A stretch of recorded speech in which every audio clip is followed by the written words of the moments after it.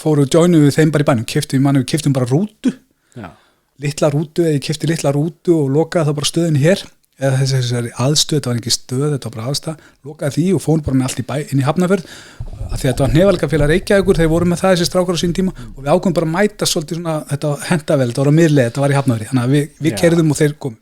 Perfect, man. Já, og þar var bara sprikluðu við í 2 ár, þangað til að við síðan opnuðum Hnefaleggastöð hérna í Keflavík sem að þá Hnefalegafélag Reykjaness og við vorum við vorum í raun og veru fyrsta félagi sem að við opnuðum félag og við vorum hérna í Reykjanesbæ og við fengum styrk frá bænum og þá var ekki ennþá búið að leyfa Hnefalega. Já, ok.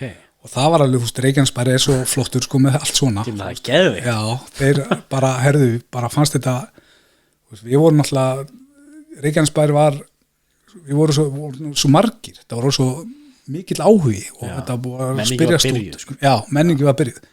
Og það var ekki ennþá búið að leyfa það, en ég man að það var ekki ennþá búið að leyfa þetta, þá samt ákvað bæjarstjórn, íþróttatómstundaráð og bæjarstjórn tóku ákvörðun að styrkja okkur fjárhagslega til þess að stofna eða opna Hnefalega stöð í Keflavík og þetta var bara, þetta var stór mál, ég man að það var haft samband mig frá sjóvarpunum, frá útvarpinu, hvort þetta væri virkilega þessi stað og það var skrifað til fjölmiðlum að Reykjanesbær væri að styrkja þannig að Reykjanesbær tók svolítið svona skrefið með okkur, heyrðu, þetta er bara flott sem þeir eru að gera, við styrkjum þetta. Já, helviti flott, já. Maður heyrir oft, sko, ég með krakka í bóðfimi, svona yfirlifisli, þeir eru ekkert að tala um þetta nákvæmlega sama núna, þeir eru ekki að hafa neitt styrk, það er bara ekkert, það er engin verið hálpaðum, skilju, Reykjanesbær hérna var bara á góðu tímum, sko, það var góðið, sko. Já, það var, og þeir studdu okkur og við opnum stöðina og fengum líka hérna, við fengum fjárhagslegan styrk sem að dugði náttúrulega, að opna svona Hnefalegustöð, maður myndi gera þetta væri nú verið örgla 10, 15, 20 milljónir eða þetta kaupa allt og svona ég veit ekki alveg töluna en allan tal sem hleypur á milljónum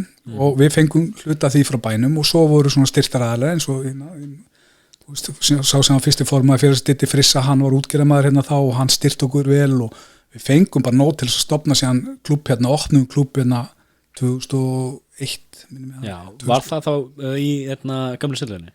Nei, þá var það hús var fyrir, það er búið að breyta íbúðu núna, þetta var nefn á Hafnagötu, það er hérna, skal ég segja, hérna niðri var verslun, það er ekki hérna einhver svona veipbúðar eða eitthvað núna. Pólska búðan hana? Nei, þetta er hérna, þetta er neðarlega. Jú, akkurat. Eða það er íbúður hana núna. Já, það er hérna, það er íbúður uppi og það var þá, við fórum þar upp á aðra hæð og opnum fyrsta bóksklúbbinn í Keflavík þá.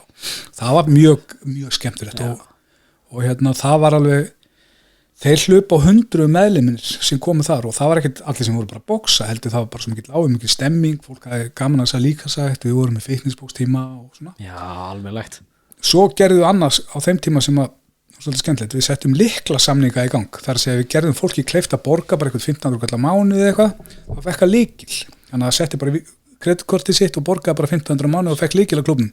Þannig að það gæti æft allan sólarhringinn að við einhvern veginn bara tókum ákvörðun þá, herru, þetta er bara okkar heimili og okkur á bara öllum að líða vel og geta farið inn á hvenær sem er og við náðum bara að koma því bara lyklum út og það besta við það var 20 manna sem hafði lykil á klúbbnum, æfði allan sólarhringinn, gekk alltaf eins og í sögðu.